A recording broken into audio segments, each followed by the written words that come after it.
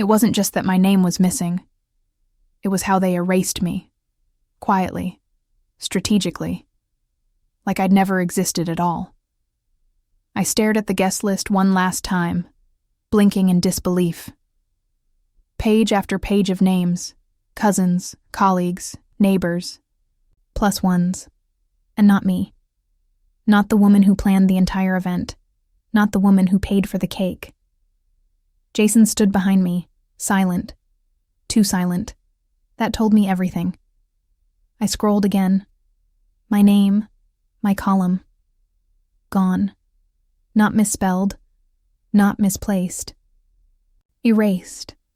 As if the past 8 years of marriage, the anniversaries, the holidays, the sacrifices, none of it mattered. As if I had never belonged in that family, no matter how hard I tried to earn a place. "What is this?" I asked, holding up the tablet like it was a crime scene. Jason didn't meet my eyes. Just said, "I'm sure it was a mistake." His voice was flat, cowardly, familiar. I knew it wasn't a mistake. I knew his mother. Vivian didn't forget things. She didn't overlook. She excluded, with precision, with a smile that never reached her eyes. This was no accident. This was a message, and the message was clear. You're not one of us. You never were. The cake was scheduled to arrive in 4 hours. 3 tiers, fondant lace, vanilla champagne filling. My design, my vendor, my card. I had arranged the delivery, confirmed the order, even added a rush fee because Jason wanted it to be perfect. And now they wanted my money, but not my presence. Something broke in me. Not loudly, not with tears. It was a clean snap, a quiet shift, the kind that doesn't show up right away but changes everything after. I walked into the kitchen, opened the delivery app, found the invoice. I hovered over the cancellation button. Jason followed me in. "Can we talk about this later?" he said, already annoyed, already defensive. "This isn't the time." I looked at him, really looked, and I knew.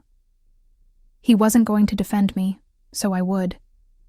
When I married Jason, I thought I was marrying into a new version of family. One where holidays were loud, tables were full, and traditions meant something. My own family was small, scattered. His felt like everything I never had, until I realized that not all families want to grow. Vivian greeted me with politeness, not warmth. On our wedding day, she gave me pearls and a warning. "Marriage is about compromise, dear. Just make sure you know which hills to die on." I smiled and thanked her, not understanding that I'd just been told to shrink. From the start, I tried. I brought wine to every dinner, remembered every birthday, wore soft colors and agreed with things I didn't believe in. I learned how they liked their roast, what brand of towels they used, how to talk without sounding too opinionated. Jason loved me, or at least I believed he did. He said his family just needed time, that they were traditional, that I was different, but in a good way. "You challenge them," he said once, like that was a compliment. But challenging them came with consequences I paid for alone. Every event had layers, unspoken rules, assigned seats that I wasn't told about, group texts that somehow excluded me. Smiles that faded the second I left the room. I wasn't welcome. I was tolerated. Still, I convinced myself I was imagining it. Gaslighted myself into thinking I needed to try harder, be quieter, be more agreeable. I turned down job offers because they thought I was working too much. I skipped my best friend's wedding because Vivian insisted we host Jason's uncle that weekend. I was never outright rejected. I was just constantly reduced. Jason never said much. He didn't need to. His silence always sided with them. And I mistook that silence for peacekeeping, not complicity. I didn't want to be the difficult wife, the loud one. the one who couldn't get along. So I planned things. Dinners, vacations, birthday parties. This anniversary celebration was supposed to be my chance to finally be seen, to prove I belonged. I poured weeks into it. Every detail, every flower, every color palette discussed with Vivian like we were co-hosts. But I wasn't a co-host. I was the help. And they just made sure I understood that, clearly, publicly, and with cruel precision. The signs weren't obvious at first. They were wrapped in etiquette, cloaked in tradition. It was little things, like how Vivian would never use my name when introducing me. "This is Jason's wife," she'd say, like I was an extension of him, a title, not a person. The first time it truly stung was Christmas. Jason and I brought gifts, homemade dessert, matching sweaters. His sister Erin laughed. "You really went all out, huh?" Her tone was sharp, mocking. Vivian chimed in. "Well, it's her first time hosting anything this formal. Let her try." They laughed. I smiled. When Jason's cousin got engaged, Vivian planned the shower without telling me. I found out through Instagram stories. When I asked why, Jason shrugged. "You don't really know her," he said. "It's not a big deal." But I did know her. I'd attended her graduation, sent a baby gift. I was always watching from the fringe. Every family photo was carefully arranged. I was always on the edge, or conveniently out of frame. Once, I watched Vivian crop me out before posting. I said nothing. Jason said, "She probably didn't even notice." But she did. She always did.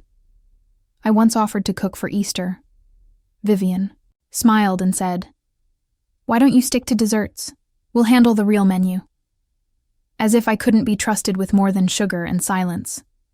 I brought a lemon tart. No one touched it. At Jason's birthday last year, I booked the restaurant, coordinated everyone's schedule, paid the deposit. During the toast, Vivian stood and said, "To the man who brings this family together, we're so proud of you." Not a single mention of me. Not one. I started feeling like furniture, present, useful, but unnoticed. Jason dismissed my hurt every time I brought it up. "That's just how they are. Don't take it personally." But how do you not take erasure personally? The worst was the group chat. Family only. I wasn't in it. I found out when I saw a text flash on Jason's phone. Vivian had sent a picture of a table setting, joking about how I'd made it too modern. I asked to be included. Jason said, "It's just easier this way." Every event chipped away at me. Every whisper I wasn't supposed to hear. Every look that lingered too long. I kept swallowing it, telling myself I was overreacting, that if I just kept showing up, eventually they'd see me. But I was wrong.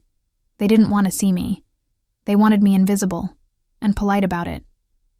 I found out about the guest list the night before the event. Vivian had sent a PDF to Jason for final confirmation. He left it open on his laptop while he showered. I wasn't snooping. I was adding the final head count for the catering. I had no idea I was about to read myself out of existence. There it was, black and white. Every name, every title, even +1s of cousins I barely knew. But my name? Gone. Not missing. Erased. I scrolled back 3 times just to be sure. A hot wave of disbelief surged through me, then something colder settled in. Clarity. I waited for him to finish getting dressed. I didn't yell. I didn't cry. I held the laptop in front of him and asked one question. "Did you notice?" He glanced at the screen, shrugged. "Yeah, I saw. I figured we'd fix it later." Later, like I was a typo. I asked if he told his mother. He shook his head. "It's not worth the drama." That was his answer to everything. Not worth the drama. My pain was always a negotiation, a line item on a spreadsheet he'd rather ignore than defend. I asked if he thought I deserved to be on that list. He didn't answer, just walked away. Like that was less uncomfortable than admitting I had been right all along. That night, I lay awake, replaying every moment I'd been made small. Every joke they whispered. Every toast I wasn't included in. Every smile that stopped short of sincerity. I felt foolish, used. I had paid for the cake. I had paid for the linen rentals. I had made sure every detail would shine. And in return, I was erased. The worst part? I knew it wasn't just Vivian. It wasn't just Aaron. It was Jason. His silence was agreement. His inaction was alliance. He had let them cut me out, and instead of stopping them, he handed them the scissors. I tried calling Maya, my best friend. My voice cracked before I could say the words. They left me off the list, I whispered. And he let them. She didn't ask questions. She just said, "What do you want to do?" I didn't know. Not yet. I just knew something had to change, because staying meant agreeing, and I wasn't going to co-sign my own humiliation. So I stared at the confirmation email from the cake vendor, the one with my name on the billing line, the one they all depended on, and I knew exactly where to begin. I sat in the guest room at Maya's house the morning of the event. The dress I'd bought for the celebration was still hanging in my closet at home. The shoes, the jewelry, all untouched. I hadn't gone back since that night. I couldn't bear to look at Jason's face, at the cowardice carved into every silent response he gave me. The house was quiet, peaceful. But inside me there was a storm. I felt heavy, like I'd aged years in just a few days. I replayed every step that led me here, wondering when exactly I stopped being a wife and became just an accessory. Optional, replaceable, forgotten. Jason had sent one message. Just one. Please don't make this a bigger deal than it is. No apology. No explanation. Just more of the same, minimizing my pain to preserve his comfort. I didn't reply. What was left to say to a man who chose silence over loyalty? I checked the cake invoice again. I had until noon to cancel without penalty. It was 10:17. My fingers hovered over the button. I wasn't hesitating out of guilt. I was calculating the weight of my action. This wasn't revenge. It was recognition. They wanted to exclude me? Let them feel the absence. Let them taste what it means to build something on someone's back and then pretend she was never there. I pressed cancel. Simple, quiet, immediate. Maya walked in with coffee. I didn't even look up. "It's done," I said. She nodded, sat beside me. "You didn't deserve any of it, and you don't owe them anything." I believed her, more than I believed anyone else. I texted the vendor to confirm the refund, then forwarded the notice to Jason. No words. Just the truth. Cold. Final. Within minutes, my phone rang. I let it ring. And ring. And ring. I wasn't going to explain the consequences of their choices. He tried calling Maya. She silenced it. At 1:13 p.m., I received a message from Aaron. "Really mature of you." I stared at the screen, heart steady. Then typed back, "It matched your family's decision perfectly." I blocked her after that. Vivian never reached out. Of course she didn't. Pride is louder than guilt in her world.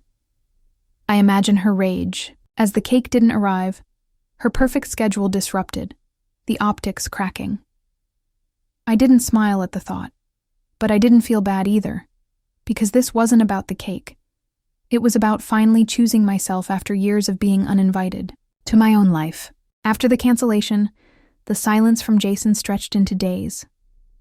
Not because he didn't know what to say, but because he was waiting for me to make it easier, to reach out, to smooth the edges of a truth he still couldn't face.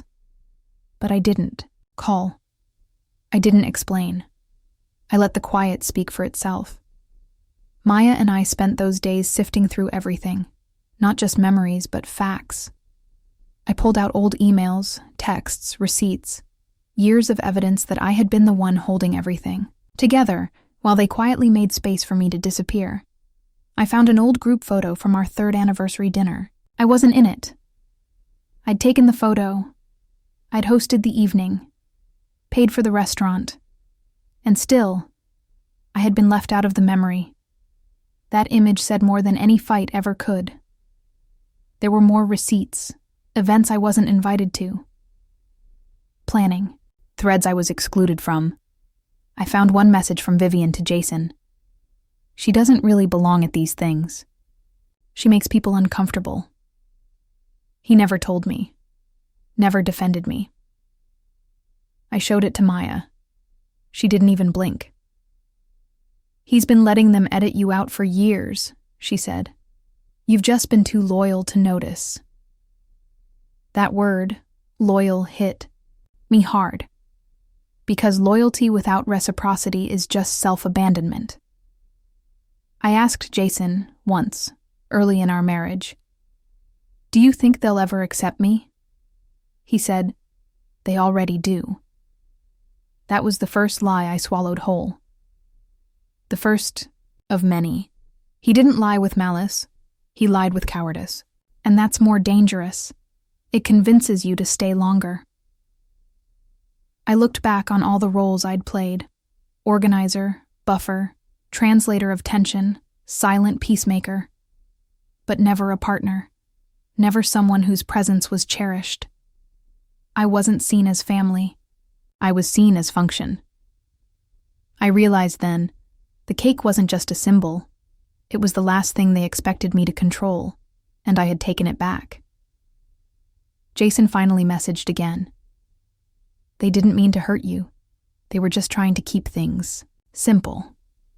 Simple. Another word for convenient. Another excuse for erasure. I replied, I'm not simple. I'm a whole person, and I will no longer be edited for your convenience. I didn't wait for his response, because by then, I was done, investigating their intentions, and fully committed to honoring my own. The morning after the event, Jason showed up at Maya's door. No warning, no apology. Just that same look he always wore when he wanted things to go back to normal without doing the work. Maya opened the door, but didn't move aside. She doesn't want to see you, she said. I heard them from the hallway. His voice was tight. She embarrassed my family. You think that's okay? Maya laughed once, sharp, cold. You mean like they've been embarrassing her for 8 years? I stood behind her, arms crossed, heart steady. Jason said, calm, measured. I didn't embarrass anyone. I simply stopped paying for the privilege of being disrespected. He tried to spin it. You could have handled this differently. I tilted my head. And you could have stood up for your wife, once. But here we are. He didn't respond, just stared, as if seeing me clearly for the first time. The problem wasn't that I'd changed. It was that I'd stopped pretending.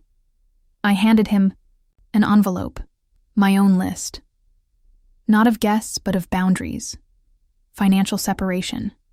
Marriage counseling only if I chose it. No contact with his family unless mutual respect was guaranteed. And a clause I never thought I'd write. A request for space, indefinite. He took it without reading. So this is what you want? He asked. No, I replied. This is what I deserve. The next day, I called the bakery. Not just to confirm the refund, but to thank them for not questioning the cancellation. We get a lot of calls like, that, the woman said. Most people regret paying for what turns out to be someone else's spotlight. That hit deep. I sent Vivian a single email. No anger, no insult, just, "You made it clear I wasn't family. I'm simply honoring that now." She never replied, but she saw it. I made sure of that. The group photo from the event was posted a few days later. No cake, no centerpiece. Tense smiles, comments filtered quickly. I didn't say a word, but I know they felt it. The absence of the woman who used to make everything perfect. I didn't need to ruin their celebration. I just removed the part they took for granted, and without it, everything unraveled. I didn't move out of the house right away. I moved into myself first, into silence that wasn't heavy, into routines that weren't dictated by pleasing anyone but me. I cooked what I wanted. I wore colors Vivian hated. I sang out loud in the kitchen. It was quiet, beautifully quiet. Maya stayed close, not hovering, just present. We walked every morning. She let me process in pieces. I told her once, "I feel like I've been living backstage in someone else's show." She smiled and said, "Then it's time to write your own." I returned to work full-time. I took on a new project, something I'd paused to plan that party. My boss welcomed me back like nothing had changed, but everything had. My voice was stronger, my standards higher. I wasn't looking for approval anymore, just impact. Jason still texted, but the messages grew further apart. He asked if I'd come home. I told him I never left. I just stopped participating. The marriage wasn't broken because of the cake. The cake was just the final truth. Vivian never apologized. She never reached out. And for once, I was okay with that. Closure doesn't come from people who never valued you. It comes from choosing to stop asking why they didn't. I started writing again. Short essays, little confessions. One of them went viral. I canceled the cake. Not out of spite, but out of clarity. You don't feed the people who starved your spirit. The comments flooded in. Women, men, strangers saying, "You just told my story." That's when I realized this wasn't just about me. This was about every person who's ever been quietly erased while smiling through it. Every person who paid the bill just to be excluded from the table. So I built a new table. One where I sat, first, where I wrote my name at the top. And if someone wants a seat now, they bring respect, not conditions. Because yes, Jason's family erased me, but I deleted the payment. And in doing so, I finally sent the invoice back to the right people.